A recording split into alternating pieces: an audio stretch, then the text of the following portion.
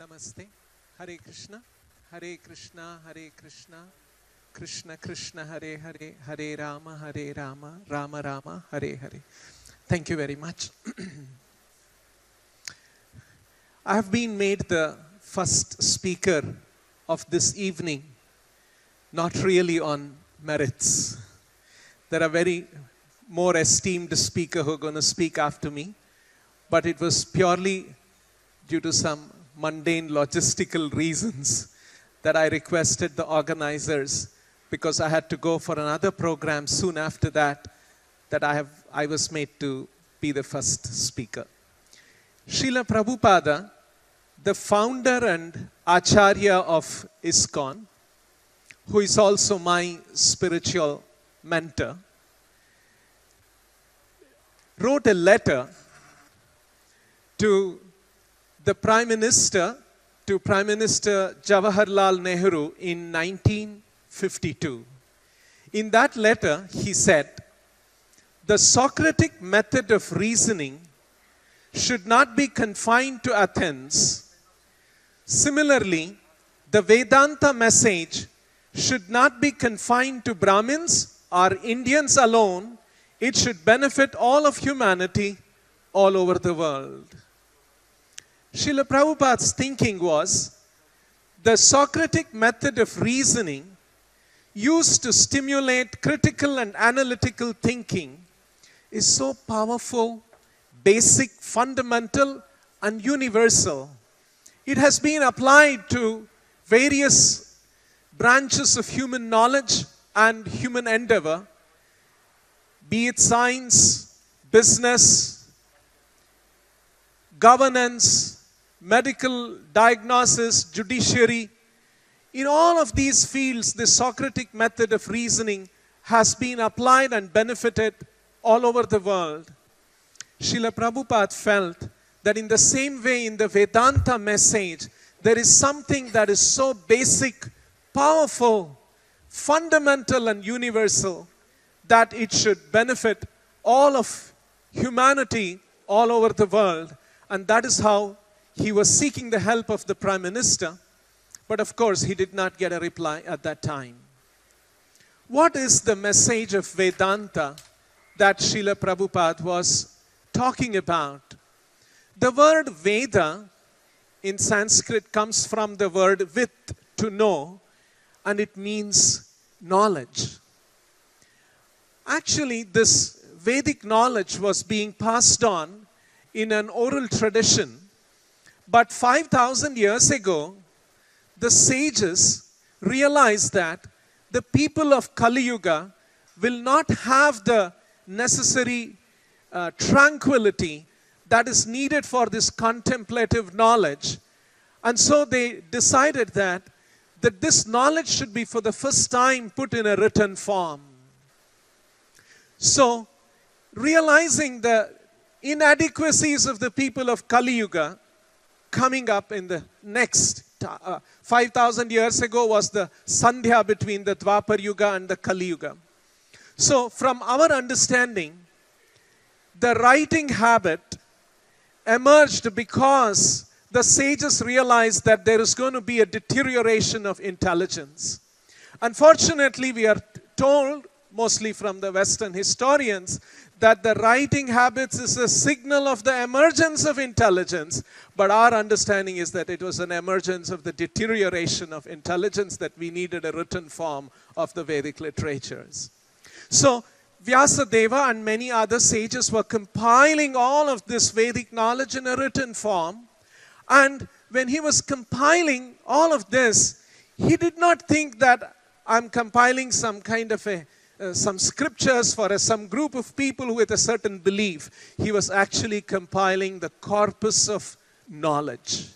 And when he was doing that, finally he came to the Vedanta, which is Veda Anta, which means the end of knowledge or the ultimate of knowledge. In other words, Vedanta is the pinnacle of that entire corpus of Vedic wisdom. And that is what Vedanta is about. In Vedanta, the core, the essence of it is understanding and appreciating the absolute truth discerned from relative truth. What is absolute truth? Very simply, a truth that is not dependent on any other truth. Let me give an example. I'm standing in front of you. I'm speaking.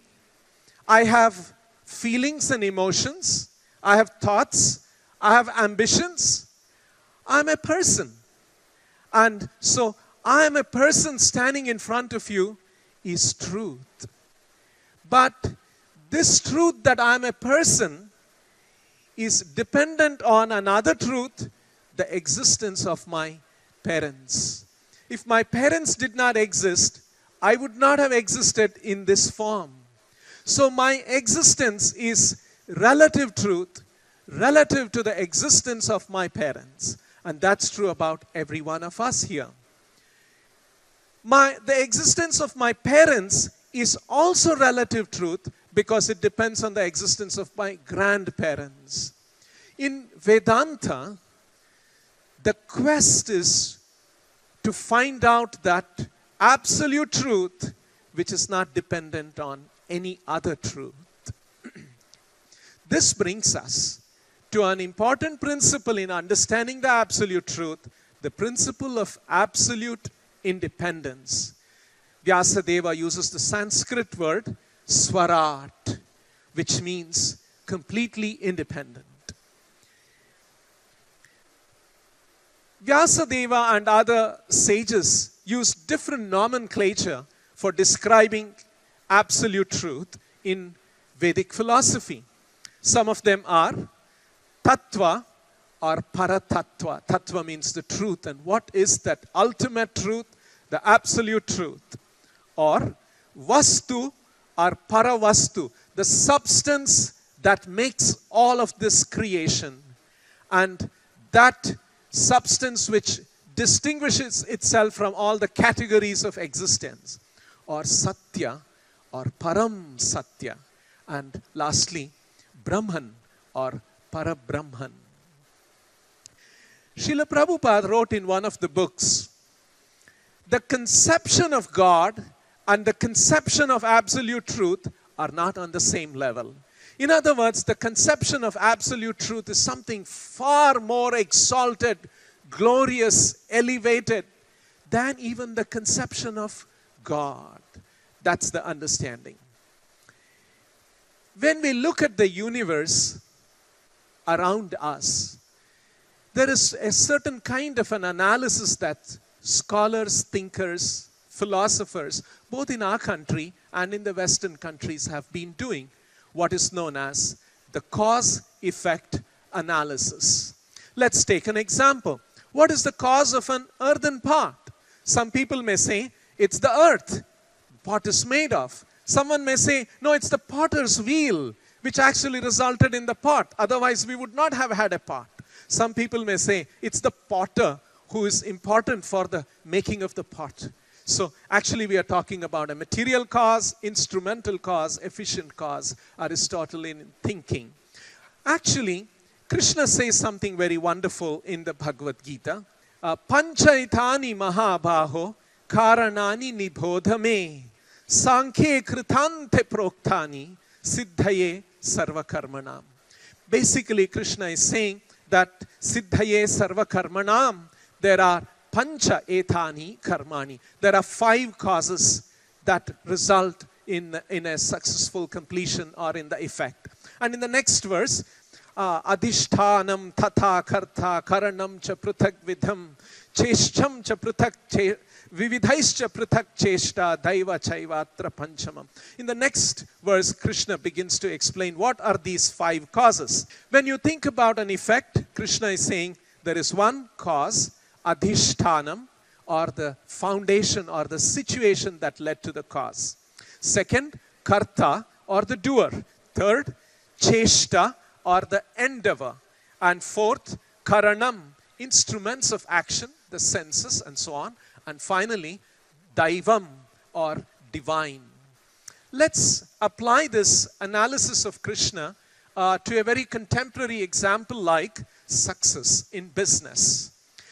Many times the business schools conduct case studies, and many management books are written about success in business, and we come across them analyzing, one of them, market conditions, government policies, and so on.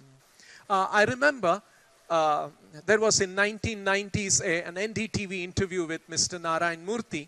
The interviewer was asking the question, what is the cause of the success in Infosys? And he was saying it was actually the market conditions. The Western society wanted a less expensive solutions, IT solutions, and in our country there were wonderful engineers who were trained by IITs and other reputed institutions, and then the government policies were changing, and all of these things helped us. Actually, he is referring to adhishtanam as the cause. Sometimes people analyze business successes and say, it was our good team, the people, that was the one which made our business successful. Actually, they're referring to karta.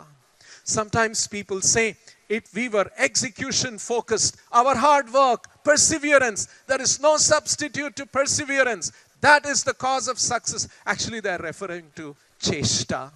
And sometimes people say, we used appropriate technologies, strategies, and so on, and they're referring to karanam. And the fifth one is daivam. Actually, all empirical studies of successful businesses will identify more or less, you can classify them into these four causes that Krishna talks about. And the fifth one is the elusive one, which no empirical study figures out, and which is actually the most important one. You may meticulously arrange all of those four causes, but if you don't have the fifth one, it will not result in success.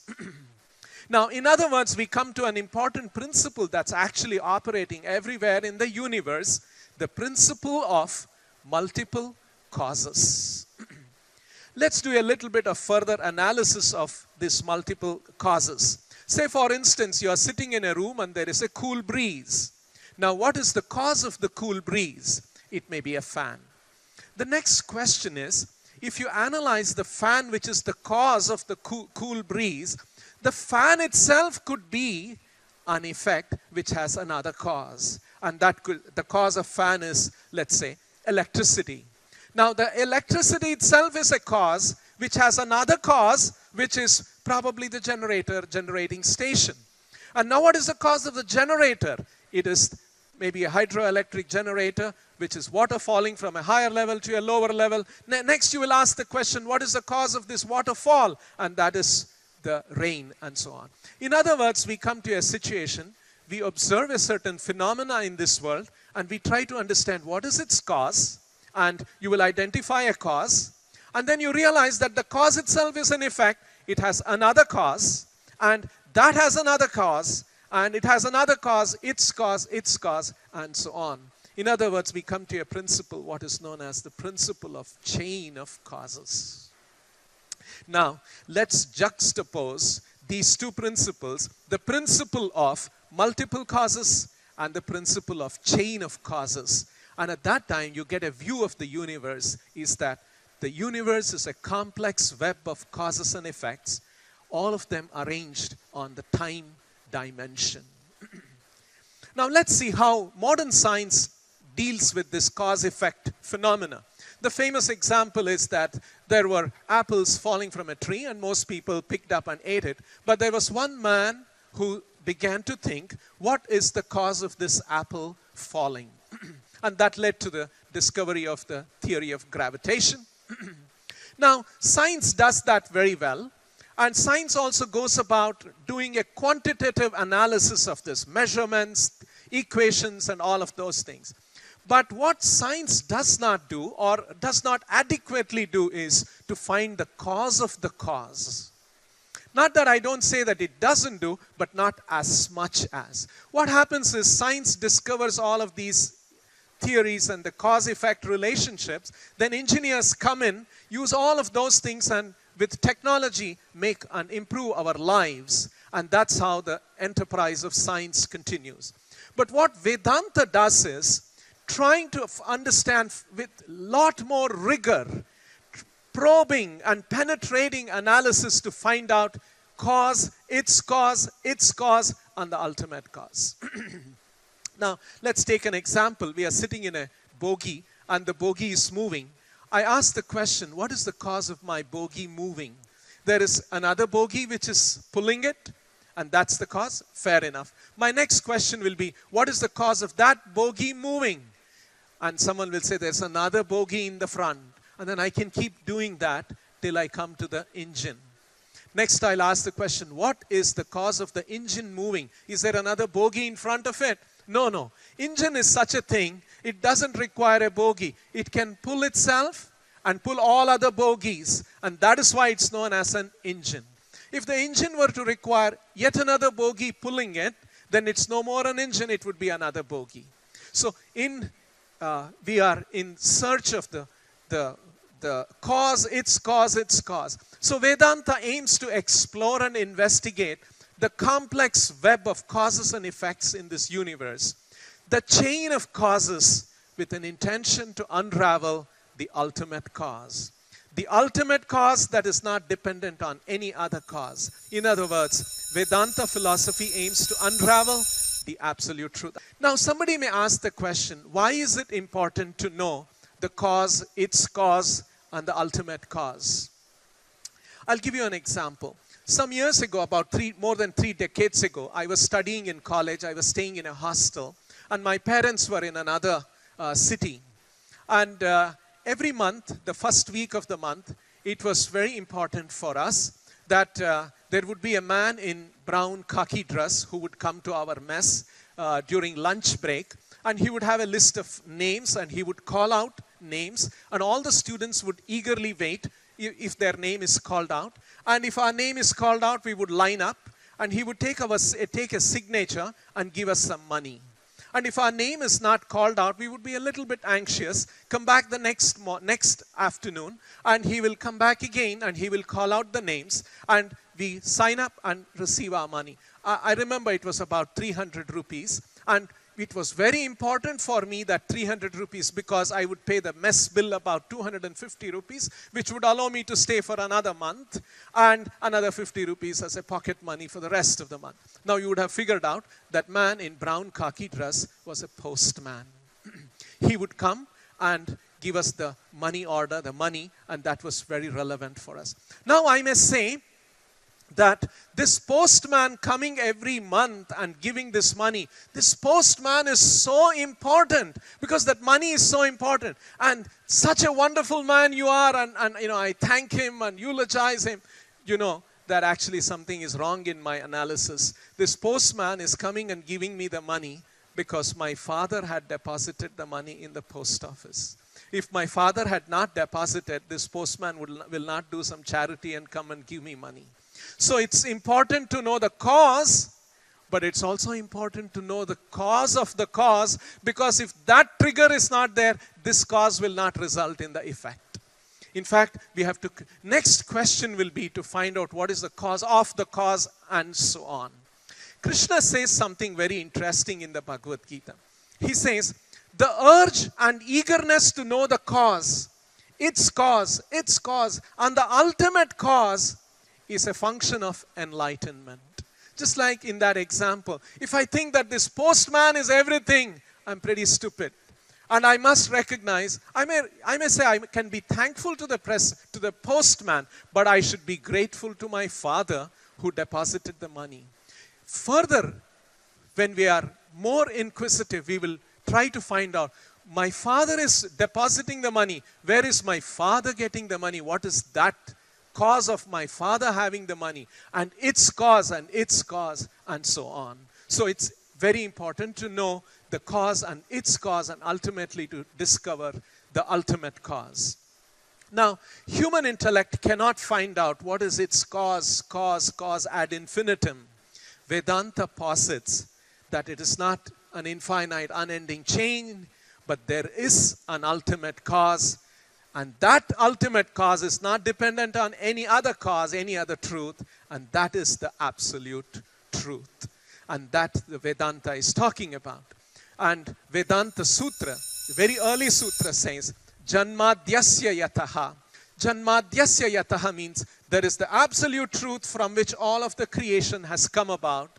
And it is that absolute truth which is sustaining and maintaining all of the creation. And it is that absolute truth unto which all of the creation finally goes back and merges and remains. Now, the next question is, what is the nature of that absolute truth? Now, when you look at this universe around us, we see that there are two categories of creation. One is the sentient part of the creation, like all of us who have cognitive functions. And there is also the insentient part of the creation, which don't have consciousness, like tables, chairs, mountains, rivers, and all of that. Now, both these categories of creation have come from the absolute truth. And so now there is another simple logic that says that the cause has to be more than the effect. Like, say, for instance, if we look at the sunshine, and the sunshine has warmth and light, what do we conclude about the sun? Can we say the sun is cold and dark? No. If the sunshine is warm and bright, sun should be millions of times brighter and hotter. So this brings us to a question that, what do we say about the absolute truth, which is the cause of both the sentient and the insentient creation? The Srimad Bhagavatam, which is an auto-commentary on the Vedanta Sutra, because it was written by Vyasadeva. Vyasadeva wrote the Vedanta, and he also wrote the Srimad Bhagavatam in order to explain the Vedanta. And in that he says, the first verse of the Bhagavatam says, Janmadyasya yatonvayaditiratas charteshva bhignaswarat, and so on. Dhamnasvena sadha nirasta kuhakam satyam param dhimahi. He's talking about satyam param, referring to the absolute truth. Now, Janmadyasya yataha. Please note the first sentence, and that's the first sutra in the Vedanta. Abhignaha. Abhignaha means fully conscious. So, Srimad Bhagavatam is saying that absolute truth, which is the cause of everything and has no other cause, is sentient.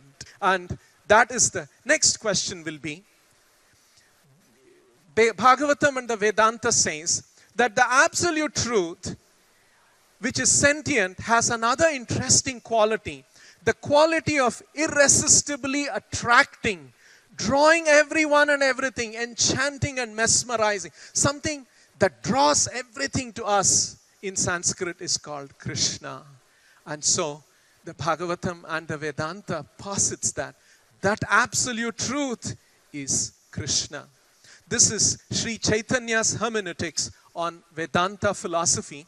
Chaitanya was a saint, appeared in the 15th century, 500 years ago, and taught this method of very celebratory worship of Krishna, just like we saw the dancer performing, and that kind of a worship. And Chaitanya pointed out another verse from Brahma Samhita, which says, Ishvara Parama Krishna Sachidananda Vigraha Anadiradir Govinda Sarva Karana Karanam. I want you to pay attention to this verse, Anadir Adir Govinda, which means Anadi, he has no other Adi, and Adi, he's the source of everything. And Sarva Karana Karanam, he's the cause of all causes. Vedanta says that this absolute truth, who is sentient, who is a person, and who is Krishna, and all of us have a relationship with him. And that relationship is an intimate relationship. It is a loving relationship. It's a spontaneous relationship, not something that has to be triggered and scripted or anything. And it's a very sweet relationship. And reviving and realizing and experiencing that relationship brings us to a platform of unending happiness.